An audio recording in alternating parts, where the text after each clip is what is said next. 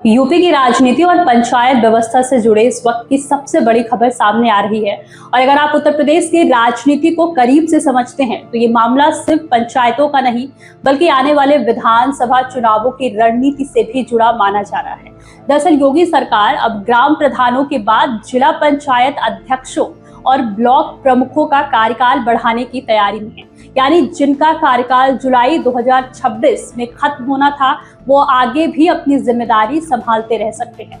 अब पूरा मामला विस्तार से समझते हैं। कुछ दिन पहले सरकार ने प्रदेश के प्रधानों का कार्यकाल 6 महीने बढ़ाते हुए उन्हें ही ग्राम सभाओं का प्रशासक नियुक्त कर दिया। इसके बाद से ही ये चर्चा तेज हो गई कि क्या यही मॉडल जिला पंचायत और ब्लॉक स्तर पर भी लागू किया जाएगा।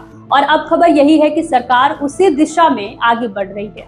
उत्तर प्रदेश में कुल 75 जिला पंचायत अध्यक्षों की सीटें हैं, 826 ब्लॉक प्रमुख है और इसके अलावा हजारों की संख्या में जिला पंचायत सदस्य और क्षेत्र पंचायत सदस्य होते हैं जिनकी भूमिका स्थानीय राजनीति में बेहद अहम मानी जाती है। पंचायती राज निदेशालय के मुताबिक 75 जिला पंचायत अध्यक्षों का कार्यकाल 11 जुलाई 2026 को खत्म हो रहा है, जबकि 826 ब्लॉक प्रमुखों का कार्यकाल 19 जुलाई 2026 को समाप्त होगा। अब तक क्या व्यवस्था रहती थी ये भी समझ लेते हैं। जब ब्लॉक प्रमुख का कार्यकाल खत्म होता था तो एसडीएम को प्रशासक बनाया जाता था और जिला पंचायत अध्यक्ष का कार्यकाल खत्म होने पर डीएम प्रशासन संभालते थे। लेकिन इस बार सरकार ग्राम पंचायतों की तरह ही जिला पंचायतों और क्षेत्र पंचायतों में भी निर्वाचित प्रतिनिधियों को ही प्रशासक बनाए रखने पर विचार कर रही है।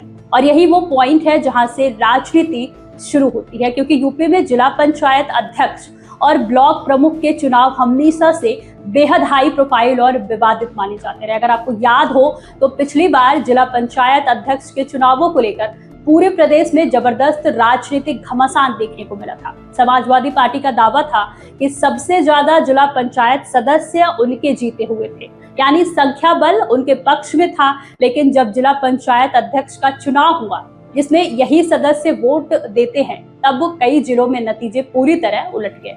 उस दौरान समाजवादी पार्टी ने गंभीर आरोप लगाए थे और सपा का कहना यह भी था कि उनके समर्थक जिला पंचायत सदस्यों पर दबाव बनाया गया, धमकाया गया। कई जगह उन्हें नजरबंद जैसा माहौल झेलना पड़ा और सत्ता पक्ष के समर्थन में वोट देने के लिए मजबूर किया गया। कई जिलों में नामांकन से लेकर वोटिंग तक भारी हंगामा, प्रदर्शन और राजनीतिक टकराव देखने को मिला था। हालांकि सत्ता पक्ष ने इन सभी आरोपों को खारिज कर दिया था, लेकिन पंचायत चुनावों को लेकर विवादों का इतिहास नया नहीं है।